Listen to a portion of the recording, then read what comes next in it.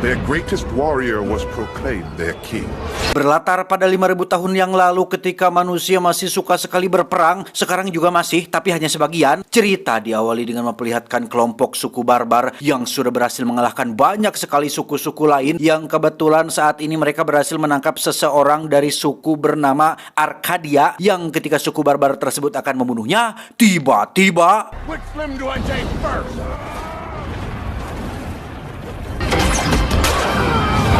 ya, muncullah Mamang The Rock yang dalam film kali ini bernama Matthäus yang merupakan adik dari suku Arcadia yang sedang diikat, di mana Matthäus yang seorang diri berhasil menyelamatkan kakak kandungnya sekaligus mengalahkan suku barbar hanya sendirian saja.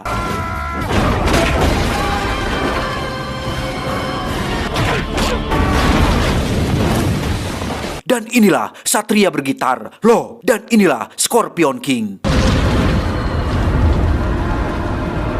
Sebelum zaman piramida, satu gerombolan mengerikan datang dari timur. Mereka memiliki seorang raja bernama Memnon yang merupakan ahli pedang terbaik yang pernah hidup di dunia ini, di mana Memnon dan pasukannya menjajah seluruh bangsa-bangsa, menantang semua suku untuk melakukan peperangan, dan hasilnya selalu menang berkat seorang penyihir yang bisa meramalkan setiap hasil peperangan.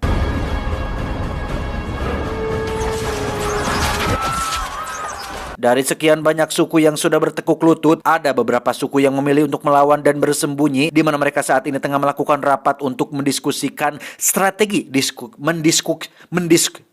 mendiskusikan strategi penyerangan. Tetapi selama masih ada si penyihir yang selalu mendampingi Memnon dan meramalkan setiap hasil peperangan, mustahil bagi mereka untuk bisa mengalahkan Memnon, sehingga satu-satunya cara untuk mereka bisa mengakhiri mimpi buruk ini adalah dengan membunuh si penyihir terlebih dahulu, baru kemudian mereka punya kesempatan untuk bisa menang perang melawan Memnon. Dia bernama Takmet, putra dari seorang raja yang ada di grup ini, di mana Takmet sempat bersitegang dengan salah satu raja dari suku lain bernama Baltazar. Ini babangusnya yang ketegangan tersebut segera berakhir sesaat setelah kemunculan 3 orang misterius yang tiada lain adalah Matthäus dan 2 saudara Arkadiannya. Suku Arcadia ini dikenal sebagai suku pembunuh bayaran yang sejak kecil memang dilatih hanya untuk membunuh. Itulah alasan ayah Takmet mengundang mereka kemari, bukan untuk sekedar ngajak kopdar atau nimbrung begitu saja, tetapi sang raja nekat memberikan sisa harta miliknya untuk membayar Matthäus agar ketiganya mau mengemban sebuah misi sulit, yaitu membunuh si penyihir.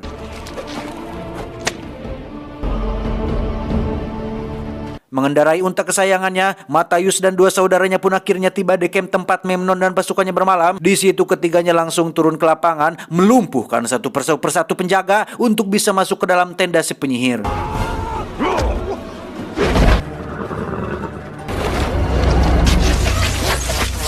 Dan ya, sungguh di luar dugaan pasukan Memnon rupanya sudah siap siaga menyambut kedatangan mereka bertiga. Matthäus berhasil lolos, sedangkan 2 saudaranya berhasil tertangkap dengan salah satunya yang tewas akibat terkena belasan anak panah. Karena Matthäus bukan cowok cengeng yang kalau punya masalah dikit langsung ngeluh di medsos dan uring-uringan tidak jelas, maka dia tetap bersikap tegar ketika melihat 2 saudaranya tertangkap. Matthäus tetap fokus pada misi ini dan berhasil masuk ke dalam tendanya si penyihir.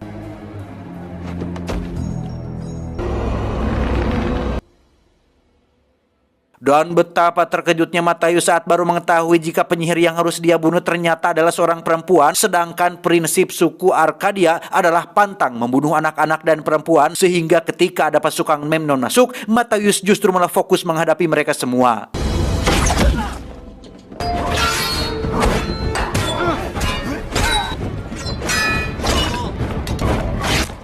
Pada akhirnya, Memnon berhasil menangkap Matthäus berkat bantuan dari seorang pengkhianat yang tiada lain ternyata adalah si Takmet, si anak raja yang memilih untuk bersekutu dengan Memnon setelah ditawari jabatan penting di kerajaannya. Tak hanya itu, Matthäus juga harus menyaksikan satu momen menyakitkan saat Memnon dengan begitu teganya membunuh saudara kandungnya tepat di depan mata kepalanya sendiri.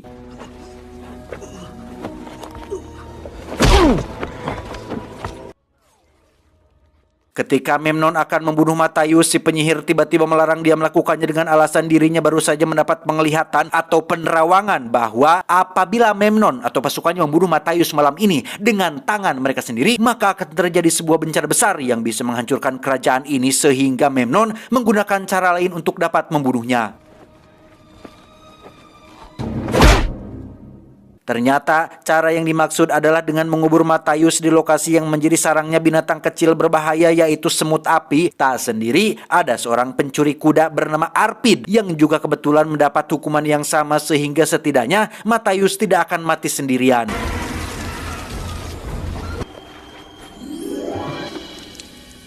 Dan ya, entah bagaimana caranya Arpid bisa meloloskan diri, namun dia langsung melumpuhkan dua penjaga yang sedang mengawasi. Arpid rupanya tipikal orang yang gemar berpetualang, sehingga dia bersedia untuk membantu apabila Matthaius mengajaknya dalam petualangannya.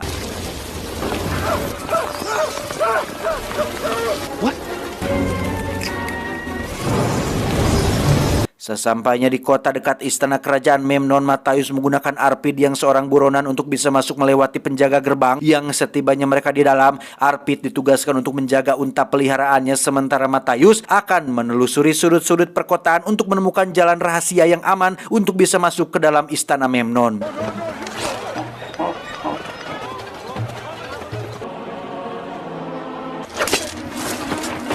Dan ya, seorang bocah jalanan nekat mencuri berlian milik Matthaius yang setelah tertangkap justru timbullah ide untuk memanfaatkan bocah tersebut agar mau menunjukkan jalan masuk rahasia menuju ke dalam istana. Mereka berdua tak sengaja masuk ke dalam ruangan seorang ilmuwan kerajaan yang memiliki segudang penemuan-penemuan canggih dan aneh. Kita panggil saja beliau dengan nama si Abah, yang mau menunjukkan tempat di mana Memnon berada saat ini.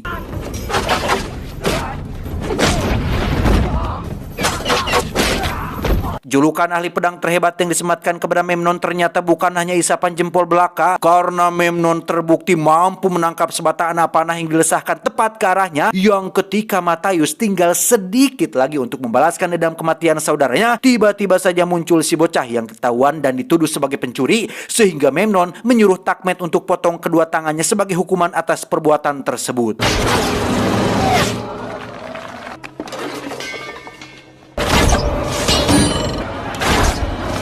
Dan ya, Matthaius akhirnya ketahuan, yang membuatnya diburu oleh semua prajurit istana, di mana Matthaius terpaksa menggunakan salah satu penemuan si Abah untuk bisa lolos dari kejaran mereka semua.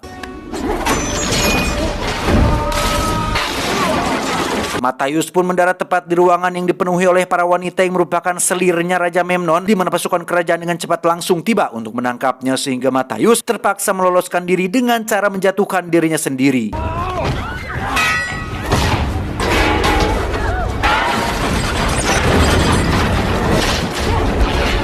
Dan walah, Matthaius mendarat tepat di kamar mandi tempat ibaknya si penyihir yang kebetulan sedang bubulucun alias tidak mengenakan pakaian. Wadaw! Yang karena para penjaga sudah berada di luar, Matthaius tidak memiliki pilihan lain selain membawa serta si penyihir untuk kabur melalui jalur pembuangan.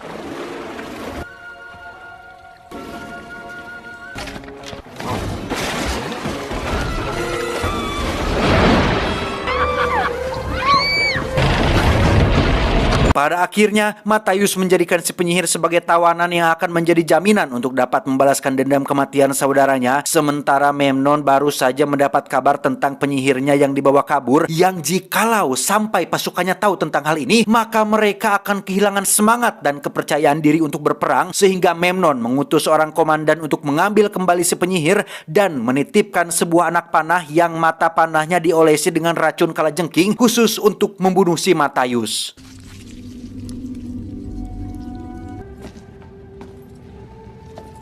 Singkat cerita, Matthaius dan kawan-kawan tiba di padang pasir tepat saat komandan dan pasukannya juga tiba di sana, di mana Matthaius yang memiliki wawasan tentang cuaca alam pun memanfaatkan badai pasir untuk melumpuhkan mereka semua.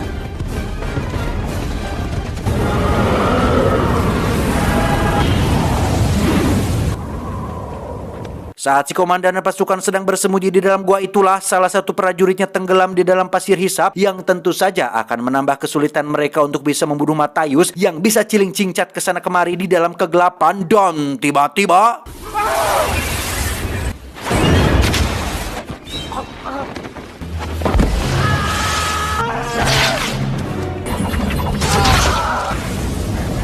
Pertarungan pun dilanjutkan di tengah badai pasir di mana Matthäus berhasil melumpuhkan mereka semua, namun sebelum kematiannya si komandan sempat berhasil menancapkan anak panah beracun kalajengkingnya sehingga Matthäus langsung ngejoprak tidak berdaya.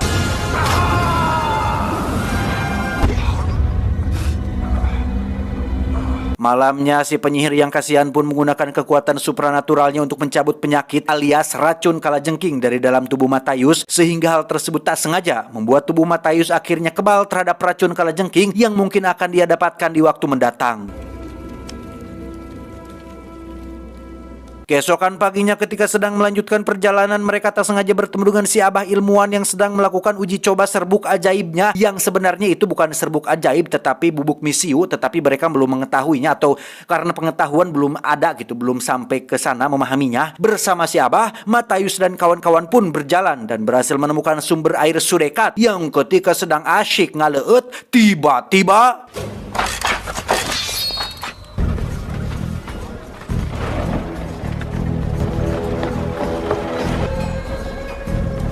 ya, ternyata lokasi ini adalah wilayah tempat persembunyian Baltazar dan kaumnya, di mana Baltazar memerintahkan anak buahnya untuk membunuh si penyihir supaya urusan cepat tuntas. Namun Matthäus tiba-tiba maju ke depan dan menantang siapapun yang berani menjamah bahkan menyentuh si penyihir, sehingga hal itu cukup membuat si penyihir menjadi terkesan dan timbul keretek rasa bogoh alias cinta terhadap si Mamang Matthäus yang suka meng-spek down orang di dalam ring ini.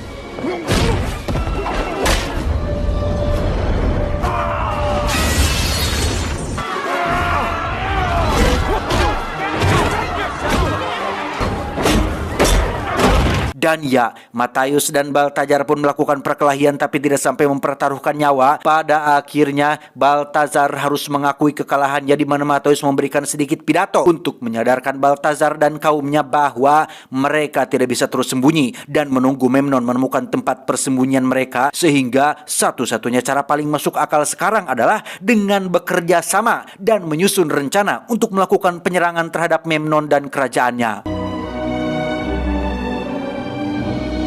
Saat malam tiba, si penyihir kembali mendapat penglihatan tentang pasukan Memnon yang mendatangi tempat ini dan menimbulkan korban jiwa yang sangat banyak sekali, sehingga dia segera menemui Matthäus untuk memberitahukan hal itu, termasuk memberitahu tentang bagaimana cara Matthäus mati. Yang sebelum si penyihir selesai berbicara, Matthäus langsung menyela tentang takdir seseorang bahwa jodoh Pati Bagja cilaka, semua sudah ada yang mengaturnya. Ingatlah wahai mbak-mbak penyihir, orang yang menangis dalam sujudnya tak perlu menangisi takdir atau nasibnya. Lantas mereka berdua pun tidur bersama.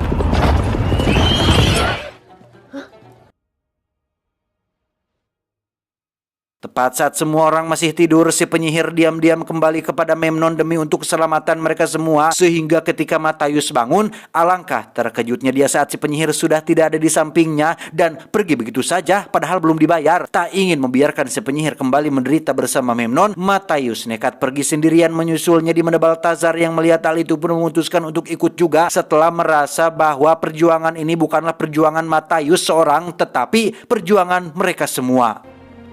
What glory will there be left for me?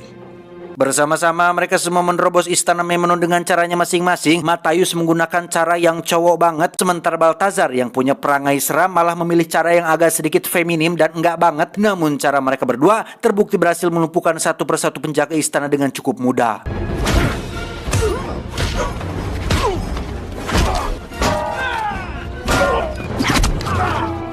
Sementara itu, Memnon tengah mengadakan pesta tepat saat panglimanya kembali mempertanyakan tentang di mana si penyihir. Kenapa selama berhari-hari tidak muncul? Bukan apa-apa, si panglima hanya menyampaikan kekhawatiran para prajuritnya yang memang selama ini mereka itu punya kepercayaan diri karena ada si penyihir yang selalu bisa meramalkan setiap hasil peperangan, sehingga apabila si penyihir tidak ada atau bahkan tidak terlihat sama sekali, maka hal itu akan menjadi pertanyaan tersendiri bagi para prajuritnya. Dan tak lama muncullah yang ditunggu-tunggu, yakni si penyihir yang sudah mengenakan kostum setengah jadinya, yang karena si panglima dianggap sudah merakukan rajanya sendiri, maka Memnon langsung membunuhnya saat itu juga. Di ruangan pribadinya, Memnon merasa curiga kepada si penyihir yang dibiarkan hidup oleh Matthaius. Ia juga merasakan adanya perubahan pada si penyihir yang sudah mulai kehilangan kekuatannya, karena perlu Anda ketahui bahwa si penyihir memiliki pantangan yang apabila dia melakukan hubungan badan, maka kekuatannya akan hilang atau berkurang. Sedangkan kita tahu bahwa si penyihir tadi sudah melakukan pengenceritan dengan Matthaius sesaat sebelum dirinya pergi, sehingga untuk membuktikan bahwa kekuatannya masih ada, Memnon melakukan sedikit tes untuk mengetahui apakah kekuatannya masih ada atau tidak. Tes itu sendiri mengharuskan si penyihir untuk memilih 2 dari 6 pot yang diisi dengan ular kobra, yang jika memang kekuatannya masih ada, tentulah dia bisa memprediksi pot mana yang tidak ada isinya.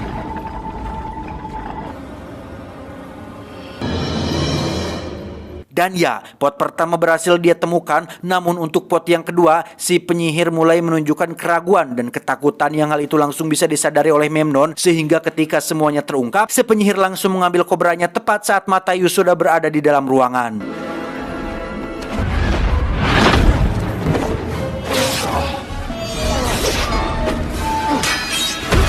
Tepat saat Memnon dan Matthaius masih melakukan pertarungan, muncullah Balthazar yang berhasil menerobos pasukan keamanan, yang di situ Memnon mengambil kesempatan untuk menyandra si penyihir dan membawanya ke tempat lain, sehingga Balthazar menyuruh Matthaius untuk segera pergi mengejarnya, sementara dia sendiri kembali bertemu dengan Takmet si pengkhianat, yang kesempatan tersebut Balthazar manfaatkan untuk membalaskan dendam atas kematian sang raja yang merupakan ayah dari Takmet sendiri.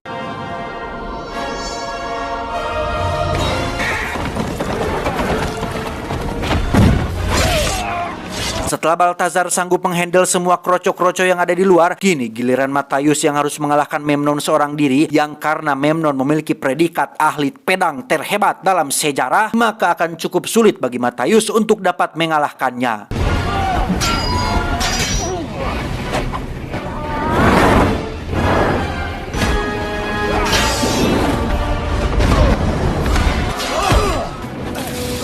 Dan ya, sesuai dengan ramalan si penyihir, Matthaius pun harus tumbang terkena tembakan anak panah yang untungnya tidak sampai membuatnya tewas. Tepat saat si abah ilmuwan meledakkan gerbang istana menggunakan serbuk ajaibnya, kini giliran Matthaius dan Memnon melakukan duel final, di mana ini akan menjadi momen pembuktian siapa yang lebih jago di antara mereka berdua, yang karena tarikan busur Matthaius lebih kuat berkat rajin nge-gym setiap hari, Memnon pun gagal menghalau anak panahnya, sehingga